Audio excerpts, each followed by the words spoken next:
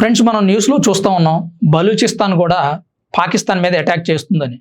అది ఎందుకు అటాక్ చేస్తుందంటే, పాకిస్తాన్ బలూచిస్తాన్ మీద తిరుగుబాటు చేసి బలూచిస్తాన్లో ఉన్నటువంటి ఖనిజ వనరులు, నిక్షేపాలు, గ్యాస్, పెట్రోల్ ఇటువంటివన్నీ తీసుకొని బలూచిస్తాన్ని ఏమీ లేని దేశంగా చూపించే ప్రయత్నం చేసింది. ఒక రకంగా చెప్పాలంటే ఆక్రమించుకుంది. స్వతంత్రం కోసం బలూచిస్తాన్ పాకిస్తాన్ మీద పోరాటం చేస్తుంది.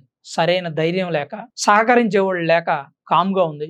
ఇప్పుడు భారత్ యుద్ధం ప్రకటిస్తే మేము కూడా పాకిస్తాన్ మీద యుద్ధం చేస్తామని చెప్పి వాళ్ళు మాట్లాడుతూ ఉన్నారు.